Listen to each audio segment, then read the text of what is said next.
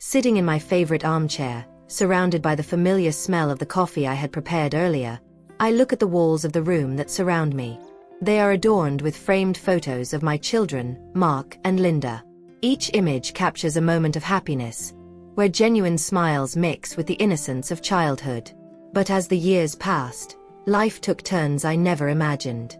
Loneliness became a constant companion, and their absence, which once filled my days with laughter, now turned into a distant echo.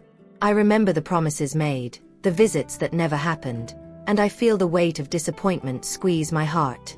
If only they knew how much I miss them, I mutter to myself as I caress the surface of the worn armchair. With a sigh, I turn my attention to the window, watching the birds that come and go, free and carefree. I wonder if I will ever have the same freedom.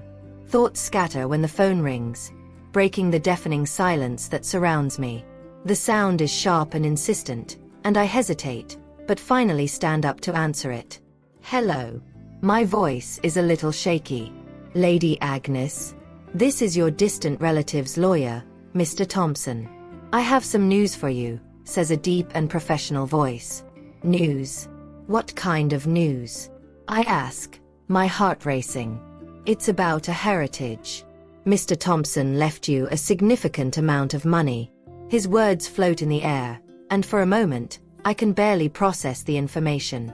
Heritage. I repeat, as if the word itself could unravel the mystery that befell me. Yes. And we will need to discuss the details soon. Are you available for a meeting? Of course, of course. I'm available, I reply, feeling a mix of confusion and hope. My heart skips a beat. What does that mean? A new beginning? An opportunity to rewrite the story of my life? After hanging up, I put the phone aside and sit back down in the armchair, now with new energy. Looking once again at the photographs on the wall, I notice that the sunlight seems to shine more brightly. However, a seed of doubt begins to sprout in my mind. What would my children think when they found out about this? Would they still remember me? Or would they just see inheritance as an opportunity? The days pass, and the news of the inheritance spreads like wildfire. As soon as Mark and Linda found out, I noticed a change in their attitudes. They, who rarely visited me, begin to appear more frequently, or perhaps I should say, with alarming frequency. My hands shake as I imagine his intentions. Are they really interested in me, or just what I could offer? One afternoon, while I'm in the kitchen making a cake, I hear the doorbell ring. My heart accelerates. As I open the door, I see Mark and Linda, with smiles that can't hide the anxiety in their eyes. Mother, good to see you, Mark exclaimed, pulling me into a hug that felt more forced than affectionate. Hi, kids. What brings you here? I ask, trying to hide my distrust. We just wanted to know how you are, Linda responds, but her gaze persists in avoiding me, as if she were more interested in examining the house for something. As we talk, I feel like they're probing me, asking subtle questions about heritage, and a part of me refuses to believe they came for love. What was supposed to be a family reunion soon turns into a game of questions and answers, where what's at stake is much more than just an inheritance. What they don't know is that, despite my loneliness, I have my own secrets, and life can be more complex than it seems. The front door creaked open, and I felt my heart quicken. It was a sound I hadn't heard in so long. Mark and Linda were back. The last time I saw them, it had been over a year. The weight of loneliness that enveloped me on those silent afternoons seemed to intensify with their presence. I got up from my seat, trying to hide the confusion I felt. Hi, Mom, Mark said, with a smile that tried to hide his anxiety. How are you? I'm fine, honey, I replied, trying to keep my voice steady.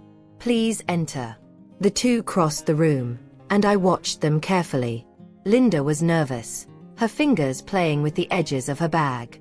Mark, on the other hand, seemed to have an air of confidence, as if he was there to rescue me in some way.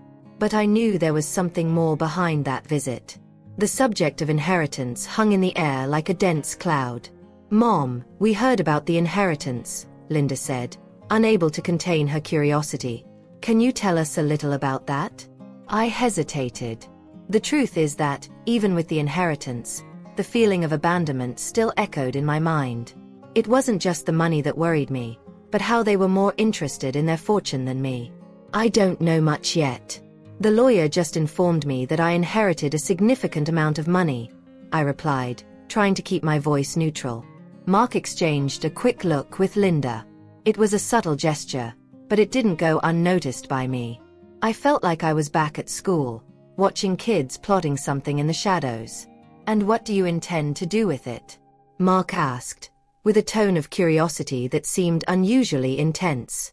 This is still being discussed, he said, trying to divert the conversation. It's not something I've decided. The silence that followed was heavy. I heard the clock in the room ticking time, each tick echoing as a reminder of how long I spent waiting for them. Linda leaned forward, an expectant gleam in her eyes. Mom, wouldn't you consider helping us? She said, almost begging. There are so many things we could do together. Together? I repeated, raising an eyebrow. When was the last time we were really together? Mark and Linda exchanged glances. The atmosphere was tense, and I could feel their desire to get around it. But that wasn't how things worked. With a sudden gesture, I got up and went to the bookshelf, looking for something that could distract me.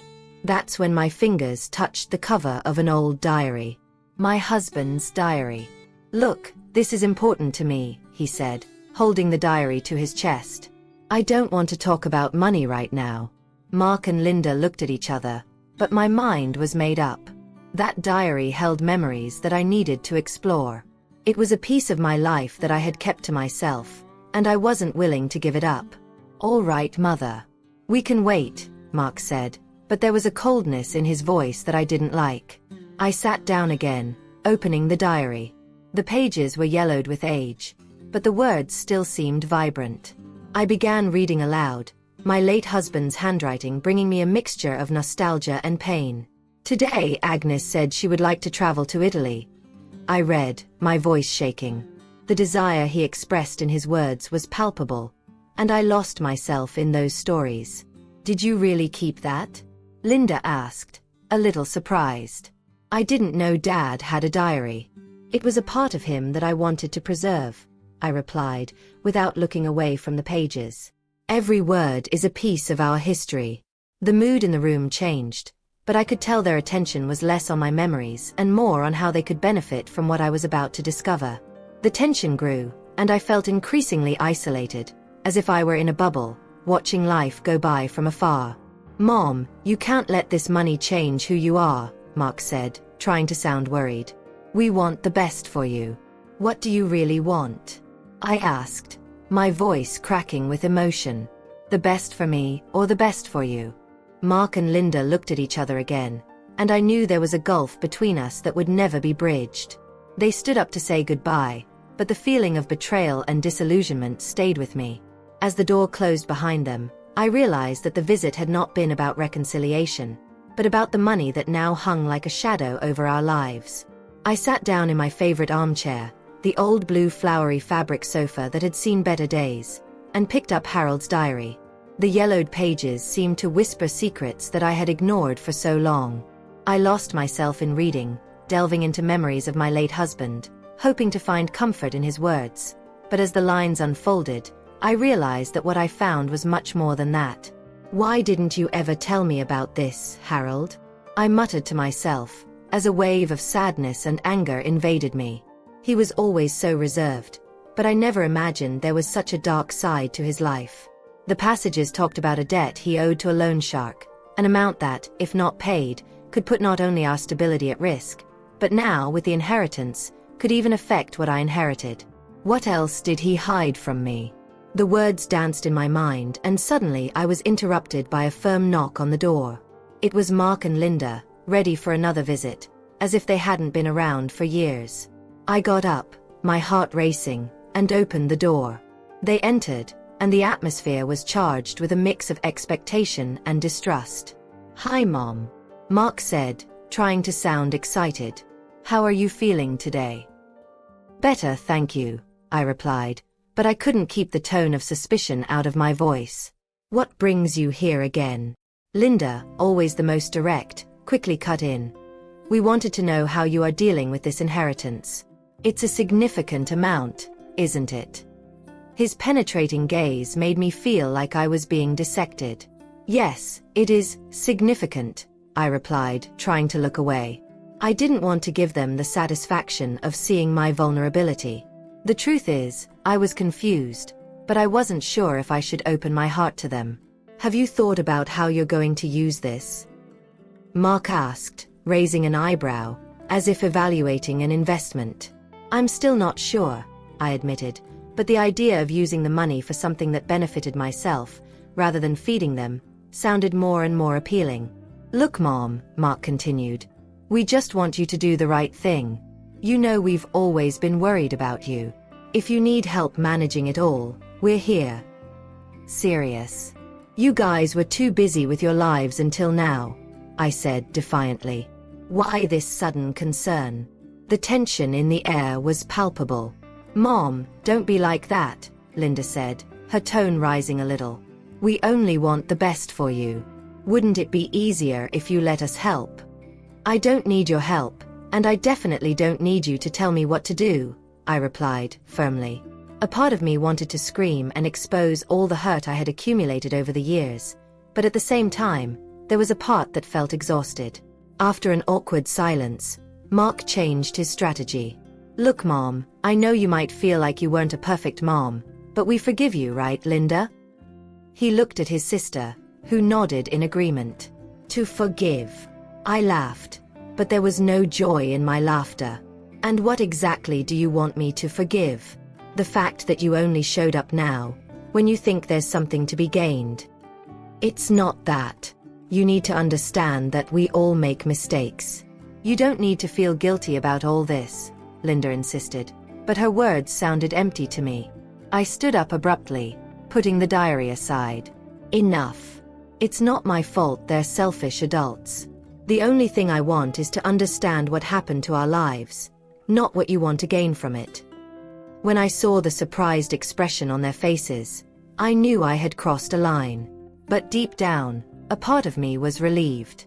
I was no longer going to let myself be manipulated.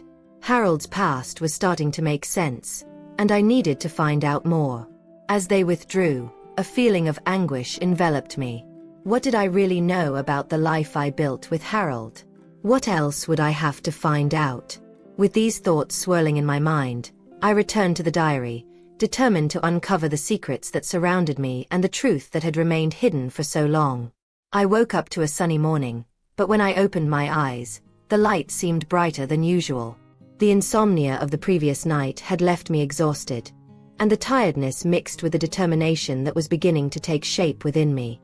I looked around my room, where the antique furniture seemed to hold more stories than I could remember. I felt a strong impulse not to let myself be carried away by those who had barely cared about me until now.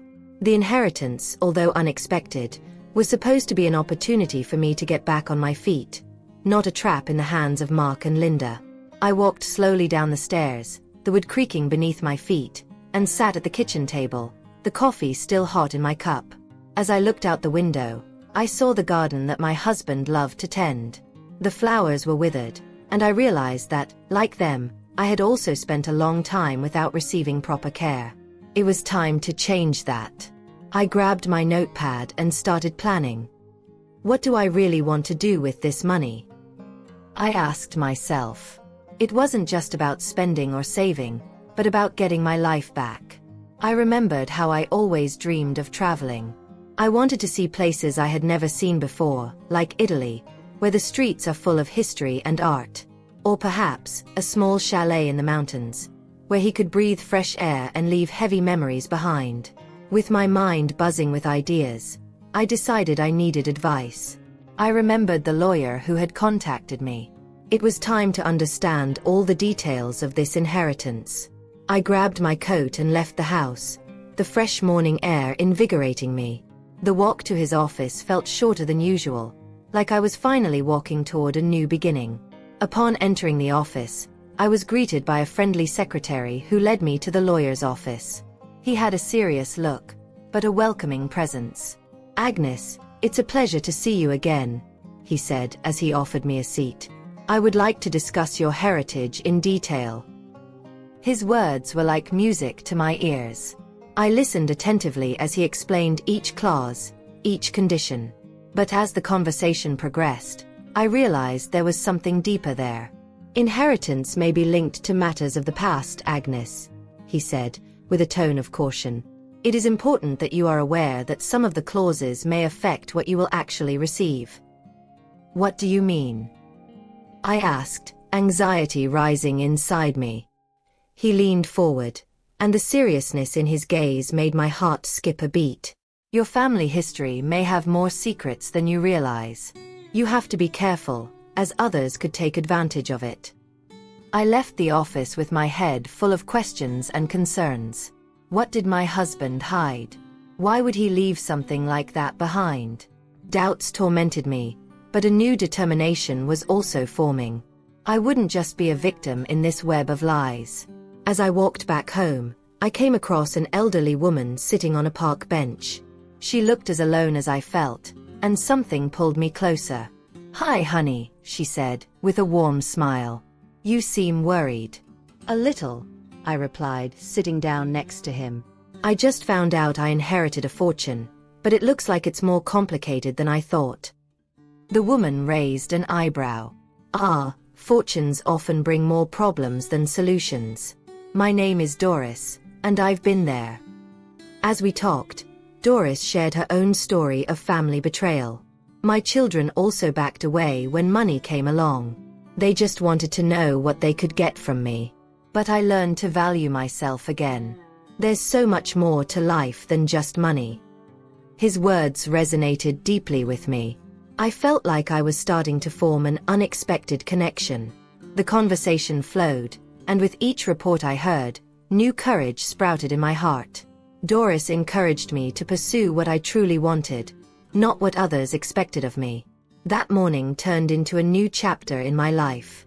Upon returning home, I realized I was not alone on this journey. I had a friend, someone who understood the pain of abandonment and the struggle for freedom. And, most importantly, I was determined to face the challenges that the inheritance would bring, not just for the fortune, but for the chance at a new life.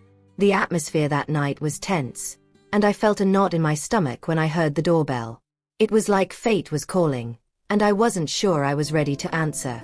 When I opened the door, I saw Mark and Linda, their faces worried, but the worry seemed more like a mask than a real feeling. They entered, and the atmosphere in the room became heavy. "Hi, Mom. How are you?" Mark asked, trying to sound casual, but his eyes betrayed apprehension. "I am well, thank you. And you?" I replied, keeping my voice steady. But inside, I was in turmoil. The recent conversation with Doris still echoed in my mind. She encouraged me to be strong, to not allow my children to manipulate me again. "We need to talk about the inheritance," Linda said, her voice sharp like broken glass. "There is a lot at stake, and you need to understand that you may not be at your full capacity to make decisions." I thought about how Doris had warned me about this move. They were trying to discredit my sanity, as if that was a legitimate way to get what they wanted. "What do you mean by that, Linda?" I asked, trying to remain calm. "We're worried about you, Mom. You know this kind of money can be tricky," Mark interjected, his tone now more serious. "You can't just make decisions on your own. That's why we're here, to help." I looked at them, and the truth of what they were saying was like a punch to the gut. "To help? Since when do you care about what I want? I'm not a child, and I don't need you to decide for me," I said, anger starting to get the best of me. "We only want the best for you," Linda insisted, but there was a coldness in her gaze that couldn't be ignored. "And what is this, actually? What do you want?" I asked, my voice rising. "It seems like your only concern is money." "I'm just a means to an end." Mark hesitated, and for a moment, I thought he might have a glimmer of regret. But soon the expression on his face hardened again. "You do not understand. If you're not careful, you could end up losing everything. And we cannot allow that to happen," he said, as if it were a warning. "Lose what? What you really want is to control me." I'm not a senile old woman. I'm capable of making my own decisions, I declared, feeling like the conversation was turning into a battle of wills. If you keep this up, we may have to take the matter to court, Linda threatened, and her words were like a cutting blade. You wouldn't do that, I said, even though I felt a wave of fear invade my body. You are my children. If you don't cooperate, we won't have a choice, Mark said, and it was as if a wall had formed between us. The idea that they were willing to sue me, to expose me like this, was painful. Deep down, I knew that the friendship I had formed with Doris was an anchor. She was teaching me to find my strength, to believe in myself. I'm not afraid of you anymore, I said, trying to sound more confident than I felt. I will do what I think is right, regardless of what you decide. You're making a mistake, Mom, Linda said, her voice now a whisper, but the threat was clear. If you don't take care of yourself, you'll regret it. The conversation ended abruptly, and they left, leaving the door open as a sign that there was still room to return. But what I really wanted was to close it, lock it away, and get away from all that toxicity. As soon as the door closed, I fell into the armchair. Tears were streaming down my face, but they weren't just tears of sadness. They were tears of liberation. I was determined not to let them manipulate me anymore. The life I was beginning to envision with Doris seemed more attractive to me than any inheritance. This was the new Agnes, and I was just starting to find myself. Morning light streamed in through the living room window, bathing the walls in a soft glow. I sat in my armchair, holding my late husband's diary, my mind buzzing with thoughts and feelings. The discovery of the hidden letter had left me stunned, but also determined.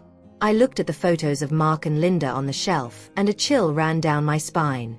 It was hard to believe that these familiar faces now represented betrayal and manipulation. Agnes, are you okay? Doris asked me, interrupting my daydreams. She had arrived early, as always, bringing some comfort and understanding. I'm trying to put the pieces together, Doris. I replied, feeling the pressure in my temples. My husband left a clause in the inheritance. If he were alive, the money would be mine. Now, I have no right to anything. Doris frowned, her expression reflecting empathy. This is devastating, my dear. But you still have the power to decide what to do next. And you are not alone. Remember this. Those words encouraged me. I looked at her, a woman who, despite her own struggles, always seemed to find strength. After some back and forth, we decided it was time to confront Mark and Linda. I needed them to know they couldn't control me anymore. As the day unfolded, I mentally prepared myself for the encounter. Later, when they arrived, the tension in the room was palpable. Mark entered first, his shrewd gaze assessing me, while Linda stood nearby, like a shadow, with a smile that didn't reach her eyes. Mom, how are you? Mark asked, almost dismissively. I'm fine, Mark. In fact, I'm better off than you think. I replied, with a confidence that I barely recognized in myself. Linda approached, crossing her arms. What do you mean by that? You are well aware that we need to talk about inheritance. Actually, I already know everything.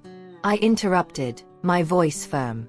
I discovered a clause in the inheritance that says if your father were alive, the fortune would be mine. But now, it seems like I have no right to anything. Both of their expressions changed instantly. Mark looked at Linda, and I could see the frustration in his eyes. You cannot be serious, he exclaimed. That can't be true. It's true, Mark. What's more, I don't intend to be manipulated by you and your sister, I declared, feeling the adrenaline pumping through my veins. Linda laughed, but there was no humor in her laugh. It was a nervous laugh, a defense. Mom, you need to understand that we're just trying to help you have a better life. Don't make me a fool. You are not here for love, but for interest. I replied, my heart racing. And I won't allow it anymore. There was a heavy silence in the room, as the weight of my words hung in the air. Mark finally broke the silence. You don't know what you're doing, Agnes. It's not the first time you've been wrong about your capabilities. And it's not the first time you've tried to belittle me, I replied, looking at him. The difference now is that I am aware of who you really are. Doris, who had been quiet until then, decided to intervene. And who are you really, Mark? A son who only appears when the situation is advantageous? Mark turned to her, surprised. You have no right to give an opinion here, he shouted, but there was a tremor in his voice. I have the right to speak the truth, Doris stated, with a serenity that I admired. And the truth is that you and Linda need to face the consequences of your actions. The tension was rising, and I knew it was the right time to act. I'll go to the lawyer tomorrow and tell him the truth about the inheritance clause. I will not allow you to continue manipulating me. Mark and Linda exchanged nervous glances, and for a brief moment, I saw fear on their faces. You cannot do that, Mark shouted, almost begging. I can and I will, I replied, feeling strong for the first time in many years. It's my life, and I won't let you ruin it anymore. As they left, I realized I had made an irrevocable decision. My kids could have tried to knock me down, but today I was standing taller than ever. And as Doris supported me, I knew I was ready to start my life over. The past might have its shadows, but the future was a blank canvas, and I was determined to paint it with the colors of my choosing.